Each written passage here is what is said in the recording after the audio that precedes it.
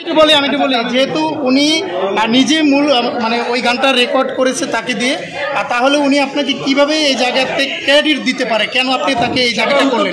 এখানে দিতে পারি আপনাদের, আমি সহজ করে দিই ভাই। মিথুন বাবুর বাড়ির কাছে আমাদের প্রশ্ন, কথা বলতেছি। মিথুন বাবুর প্রশ্ন 2023 আজকে 2 বছর আগে যে সিঙ্গার মহাসমাবেশ লক্ষ লক্ষ জনতার সামনে গানটা প্রকাশ করছে এবং গানটা উনি যদি বলে গানটা ভালো হয়নি তাহলে এটা সম্পূর্ণ ভুল। এটা জনগণই বলবে গানটা ভালো হয়েছে কি খারাপ হয়েছে।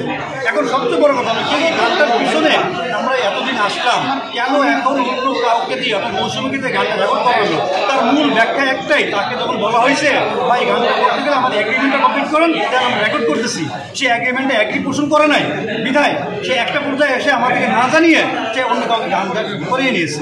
কিন্তু একজন গীতিকার এটা পারে, একটা গীতিকার এটা করতে পারে, তার গান তাকে করতে পারে। কিন্তু আমার প্রশ্ন সে কেন আগে গানটা গাওয়া তাকে হ্যারাসমেন্ট কেন হয়?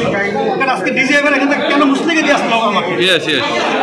আচ্ছা, এইটা তো দীর্ঘদিন হয়ে গেছে, যখন বিরোধী দল মানে বর্তমান যে সরকার মানে পালিয়ে গেছে তারা ক্ষমতায় ছিল, আপনারা ওই গানটি করেছেন বিরোধী দলের পক্ষে, তারপরে তো বিভিন্ন স্টেজে কিন্তু এই মৌসুমী চৌধুরী গানটা গেয়েছে, তখন কেন প্রতিবাদে আপনারা আসেননি? এখন আমি সেই প্রশ্নটাই বলি আপনাদের, আমরা যে ডিজিআইএফের এবং ডিবি অফিসে যে মুসলিমকে দিয়ে আসছি যে একজন আমি শিল্পী, এই মুহূর্তে আমি কোনো রাজনৈতিক গান কোনো স্টেজে পরিবেশন করবো না।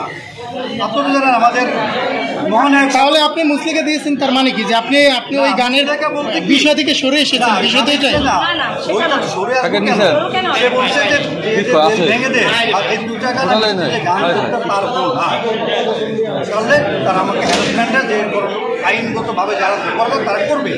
আমারও তো ভয় আছে, আমারও তো জীবন আছে। কেন আন্দোলনের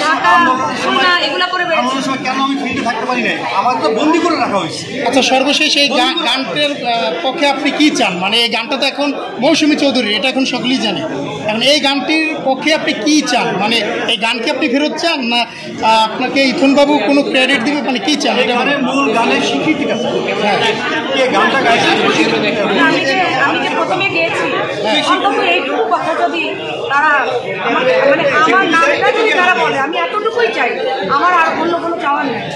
মানে মূল শিল্পী হিসেবে আপনি কষ্ট পাই এই জায়গাটায়, যেখানে আমি গাইলাম, আমি স্টেজে এত লক্ষ লক্ষ জনতার সামনে রাজশাহী গণসমাবেশে গাইলাম, এত শক্তি নিয়ে, এত সাহস নিয়ে, আগের দিনের এত হুমকি দামকি নিয়ে, আমার কি কোনোই কিছু নাই এখানে?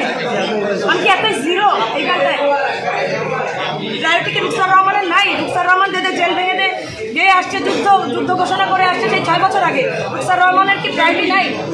তো এই স্বীকৃতির ব্যাপারে কি তার সাথে কথা হয়েছিল আপনার ইথন বাবুর সাথে? উনি অ্যাভয়েড করে গেছেন, উনি অন্য ঢঙে কথা বলেছে, তার ব্যক্তিগতভাবে না বলি সে বিষয়গুলো এখন আমি এখানে আপনাদের সামনে বলতে চাচ্ছি না। ঠিক আছে, ধন্যবাদ।